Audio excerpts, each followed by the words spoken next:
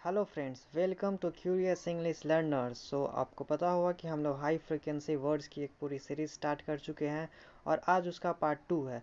हम लोग पार्ट 2 में आइडम्स एंड फ्रेजेस के बारे में बात करने वाले हैं। वो भी बहुत ज़्यादा इंपॉर्टेंट, जो कि आपके एग्ज़ाम्स पर्सपेक्टिव से बहुत ज़्यादा इंपॉर्टेंट है।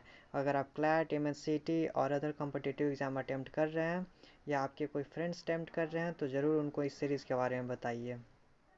अब हम स्टार्ट करते हैं। सबसे पहले जानते हैं कि एडम्स और फ्रेजेस होते क्या हैं। एडम्स ही फ्रेजेस होते हैं जो कि ग्रुप ऑफ वर्ड्स होते हैं। कई वर्ड्स को मिलाकर हम एडम्स या फ्रेजेस बनाते हैं। लेकिन जो उस फ्रेज और एडम्स का जो मतलब होता है, वो सारे वर्ड्स जो इंडिविजुअल वर्ड्स हैं हुए ना, उन सब के मतलब से बिल्कुल डिफरेंट मतलब होता है। इसलिए जो वो वर्ड्स होते हैं उनका एक्चुअली मीनिंग कोई मैटर नहीं करता इसमें। और हम इसको सीखते हैं अपनी वोकेबलरी को इंक्रीज़ करने के लिए, इंग्लिश में अपनी नॉलेज को इंक्रीज़ करने के लिए। सच एज एग्जाम्पल से हम लोग समझते हैं कैसे होता है। जैसे एक है break a leg. Break a leg एक आइटम है इंग्लिश का।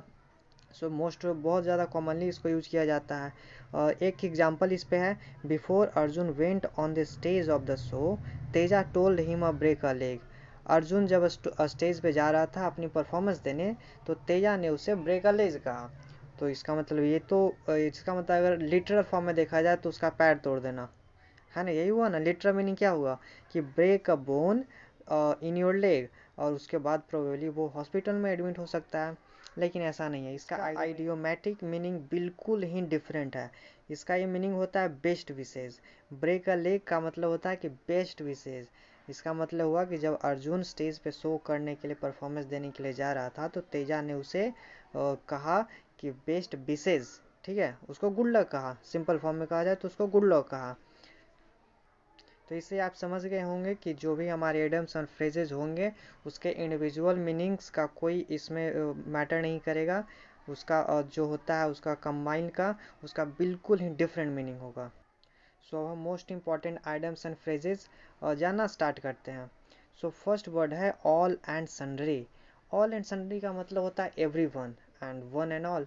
जैसे फॉर एग्जांपल हम अगर सबको संबोधित करना चाहेंगे कि आप सभी का हम स्वागत करते हैं, तो हम ये कह सकते हैं, I welcome to all and sundry. All and sundry means हर कोई, हर एक इंसान। जैसे यहाँ एग्जांपल है, all and sundry have been invited to the Khan's wedding to be held tomorrow. इसका मतलब हुआ कि जो खान्स की वेडिंग हो रही है कल जो होगी, उसमें हर एक व्यक्ति को इनवाइट किया गया है, हर किसी को इनवाइट किया गया। ऑल एंड सन्ड्री का मतलब एवरी वन, मतलब हर कोई, हर एक। ठीक है, चलो अब नेक्स्ट देखते हैं। नेक्स्ट है all walks of life. All walks of life मतलब हर तरह के लोग, हर जैसे सोशली, इकोनॉमिकल, जो इतनी ग्रुप के लोग हैं, हर ग्रुप के लोग इसमें ऐड हो जाएंगे। जब हमको इन तीनों ग्रुप को लोगों को कंबाइन रूप से कहना होगा, तब हम ये फ्रेज यूज करेंगे, ऑल वॉक्स ऑफ लाइफ। इसमें एग्जाम्पल से समझते हैं हम। People from all walks of life have expressed their solidarity with flood victims of Chennai। मतलब चेन्नई में जो बाढ़ आई, उसके लिए हर ग्रुप के लोगों ने अपनी संवेदना प्रकट की। हर ग्रुप मतलब सोशली, इकोनॉमिकली, इथनिक, जितने भी ग्रुप के लोग हैं, हर ग्रुप के लोग में कहा। इस फ्रेज को हम यूज़ कब करेंगे, जब हमको हर तरह के सोशल ग्रुप के लोगों को एक साथ कहना हो, तब हम यूज़ करेंगे all walks of life. Next पे चलते हैं। तीसरा तीसरा है at the drop of a hat. At the drop of a hat का मतलब होता है तुरंत, इमीडिएटली। ठीक है, इसको एग्जाम्पल से समझते हैं। If you ask Rajiv to play the guitar, he will do so at the drop of a hat.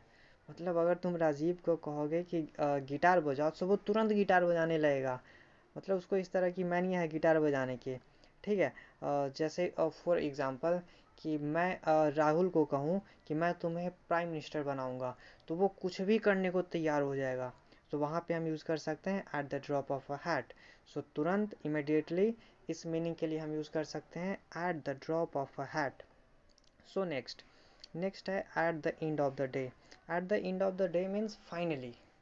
किसी भी चीज़ में हमको फाइनली कहा जाए तो हम यूज़ कर सकते हैं at the end of the day.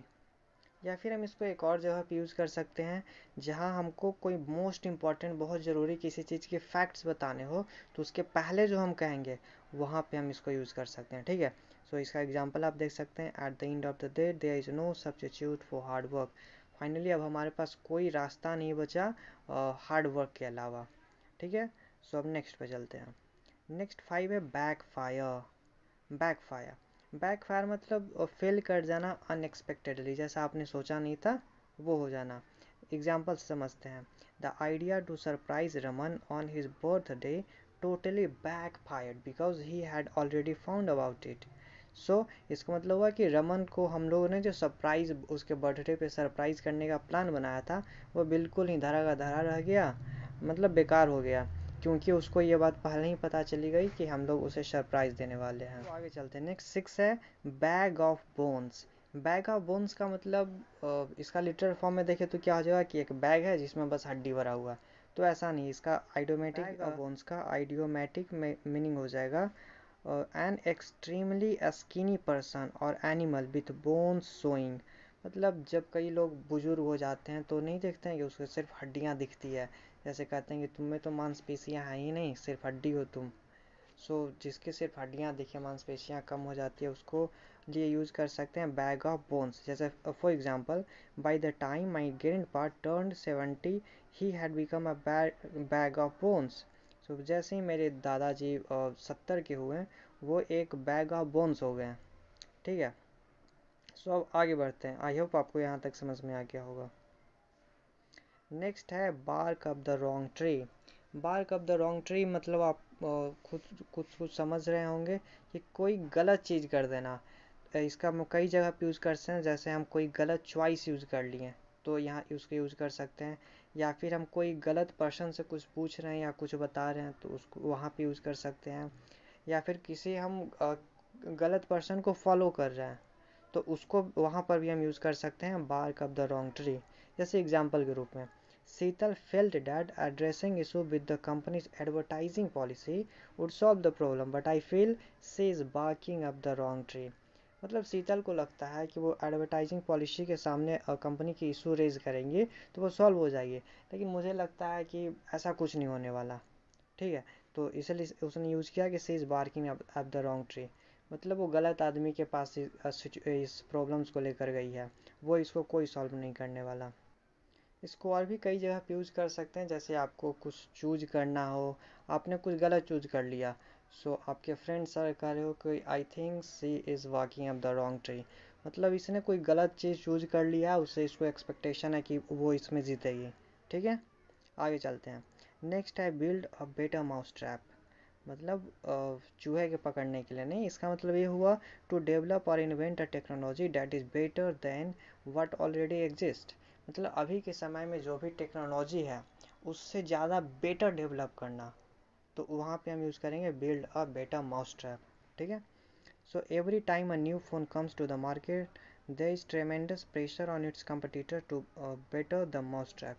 मतलब अगर कोई बहुत ही अच्छा फ़ोन मार्केट में आता है तो उनके जो कंपटीटर्स हैं उन पे प्रेशर आ जाता है कि वो उनसे अच्छा फ़ोन मार्केट में लाए और उनसे ज़्यादा बढ़िया फिर ज़्यादा सेलिंग कर पाएँ। सो build a better mousetrap मतलब अभी तत्काल में जो भी है उससे ज़्यादा बेटर, उससे ज़्यादा बढ़िया बनाना। ठीक है, नेक्स्ट देखते हैं। नेक्स्ट है butterflies in one stomach feeling nervous और एंसियस। हाँ, इसका मतलब हो गया बटरफ्लाइज इन वन स्टोमच। ये एक आइटम्स है, इसका मतलब हो जाए कि बहुत ज़्यादा नर्वस फील करना या फिर एंसियस होना, बहुत घबराया हुआ फील करना। ठीक है, सो इसको एग्जाम्पल से समझिए। It is usual to experience butterflies and stomach before facing the members of the selection committee. Selection committee के मेंबर्स के सामने जाने से पहले ये बहुत ही आम सी बात है कि हर किसी को नर्वसनेस होती है, हर कोई थोड़ा सहमा सा रहता है। ठीक है, next one card curve out और नीचे। ये बहुत ही ज़्यादा इंपॉर्टेंट है। इसका मतलब होता है कि create a individual space to display your talent. मतलब खुद की एक अलग दुनिया बना लेना जिसमें आप अपने टैलेंट दिखा रहे हो। जैसे डायरेक्टिंग की फिल्म में देखें तो एस राजामौली, वो एक बहुत बड़े डायरेक्टर के रूप में है, उनका कंपैरिजन में मतलब कोई वैसा है ही नहीं।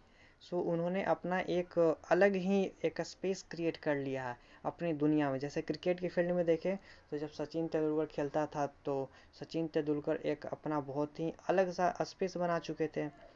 ठीक है, सो इसके लिए हम यूज़ कर सकते हैं कर्व आउट नीचे।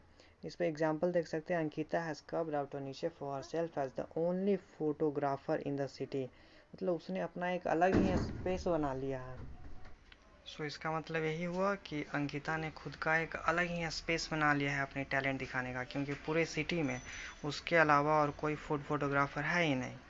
सो आई होप आपको समझ में आ गया कर्व आउट और नीचे का मतलब क्या होता है। अब जल्दी जल्दी नेक्स्ट अब देखते हैं। नेक्स्ट है विथ बैटेड ब्रीथ। इसका मतलब होता है वेरी एंसियस होना और एक्साइटेडली। ठीक है। नेक्स्ट है foot the bill. Foot the bill मतलब पे द बिल और कुछ नहीं। सो नेक्स्ट टाइम आप अपने दोस्तों को इम्प्रेस कर सकते हो बोलकर फुट द बिल और पे द बिल की जगह पर bite the dust. Bite the dust का मतलब फेल हो जाना। ठीक है। किसी चीज़ में फेल तो आप यूज कर सकते हो यहाँ पे phrase bite the dust. Next है bite off more than you can chew. इसका मतलब हुआ कि आप जितनी रिस्पॉन्सिबिलिटी ले सकते हो उससे ज़्यादा ले लेना। जितना आप अफोर्ड नहीं कर सकते हो उतना रिस्पॉन्सिबिलिटी ले लेना, तो आप वहाँ पे यूज़ कर सकते हो bite off more than you can chew. Next है बाइट योर टंग। इसका मतलब होता है कि आप अपने आप को बहुत ज़्यादा रोक रहे हो कुछ कहने से, आप डिस्पैरेट एफर्ट लगा रहे हो ताकि आप कुछ बोल ना पाओ। ठीक है। सो वहाँ पे हम यूज़ करेंगे bite your tongue. So I hope आपको ये सारा समझ में आया होगा। सो जाने से पहले चैनल को सब्सक्राइब करना मत भूलिएगा और बेल आइकन को दबा दीजिएगा ताकि अपडेटेड वीडियोस आपको टाइम पर मिल जाए, उसकी नोटिफिकेशंस। और अपने दोस्तों जो कम्पिटिटिव एग्ज़ाम की प्रिपरेशन कर रहे हैं उनको इसके बारे में इन्फॉर्म करिए कि बहुत ही ज़्यादा इंपॉर्टेंट सेशंस चल रहे हैं जो कि वोकैब्स को रिलेटेड हैं। सो इन सब को अच्छे से याद कर लीजिएगा और इन सब को डेली लाइफ में यूज़ में आएगा, तभी ये आपको याद रहेंगे वरना आप भूल जाओगे। So use it in your daily life. Thank you.